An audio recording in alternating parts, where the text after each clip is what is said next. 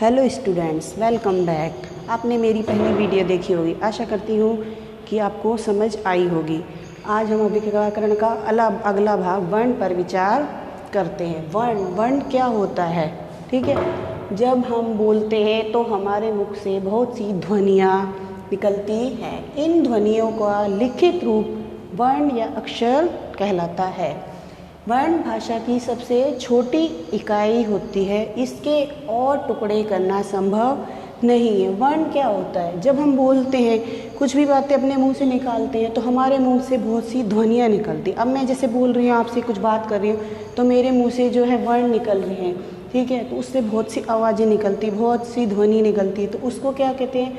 उसको लिखने का रूप। अब मैंने बोली है ये बात, तो मैं इसको बोल रही हूँ ना, तो बोलकर मैंने इसको लिखा है, तो इसके लिखित रूप वर्ण या अक्षर कहलाता है। ठीक है, वर्ण जो है भाषा की सबसे छोटी इकाई थी। वर्ण जो होता है भाषा की सबसे छोटी इकाई होती है। छोटे से छोटे जिसके टुकड़े करना संभव नहीं है। जैसे देखो आप, सोहन, क्या लिखा है ये? सोहन। तो से मात्रा बोल रही है इस पे ओ की, ओ, फिर है पे बोल रहा है ए, सो ह, फिर है न में ए, तो क्या बन गया ये मिलके? सोहन।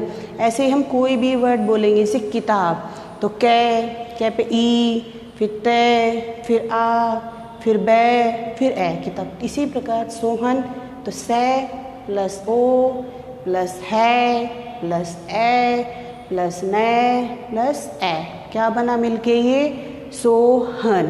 ठीक है, यह शब्द इन ध्वनियों से निर्मित है। ये जो सोहन शब्द है ना, वो इन ध्वनियों से निर्मित है। जो ये मुँह से ध्वनियाँ निकल रही हैं हमारे, इनसे ये शब्द निर्मित है।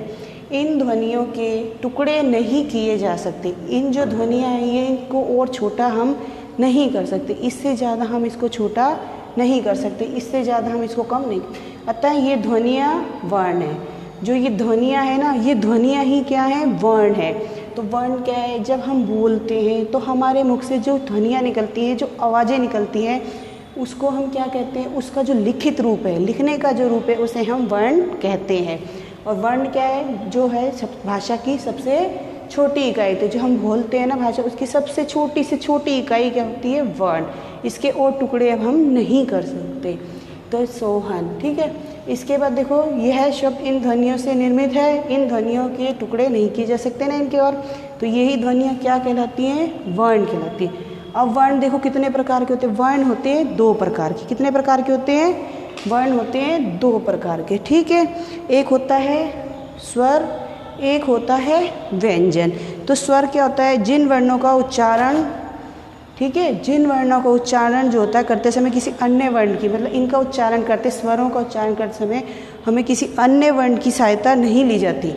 यानी जैसे ए क्या है? हमारा स्वर है। आ क्या है? स्वर है। ई, जो ऐसे अनाहत तक जो स्वर है, उनके क्या है? हम उनके साथ किसी और की सहायता नहीं ले सकते ना, उनको एक से करते हैं, तो वो क्या कहलाता है? स्वर कहलाता है। हिंदी में स्वर पता है कितने होते हैं? हिंदी में स्वर होते हैं 11। ठीक है, अब है व्यंजन। व्यंजन क्या होता है? जिन वर्णों का उच्चारण, स्वतंत्र रूप से, मतलब किसी उसकी तरफ से बिल्कुल आराम से, स्वतंत्र, आज़ादी से हम कर सकते हैं, स्वरों की सहायता से किया जाता है। ठीक है, आज़ादी से ना करते हुए, स्वतंत्र रूप से ना करके स्वरों की सहायता से किया जाता है। यानी ऐसे लेके आहा तक जब उनके साथ किया जाता है, तो उसे क्या कहते हैं? उनको, उसे हम व्यंजन कहते हैं। हिंदी में व्यंजनों की कितनी संख्या है? 33। ठीक है, आपको समझ आ गया ये। इसके बाद देखेंगे हम वर्णमाला।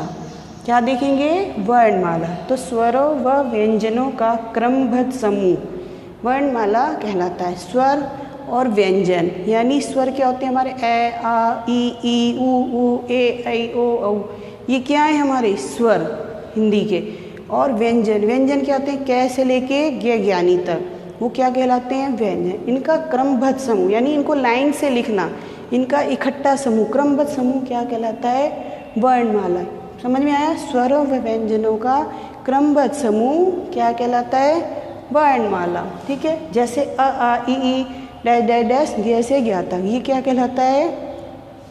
क्या कहलाता है? वर्णमाला। That's all. Okay. Have a nice day.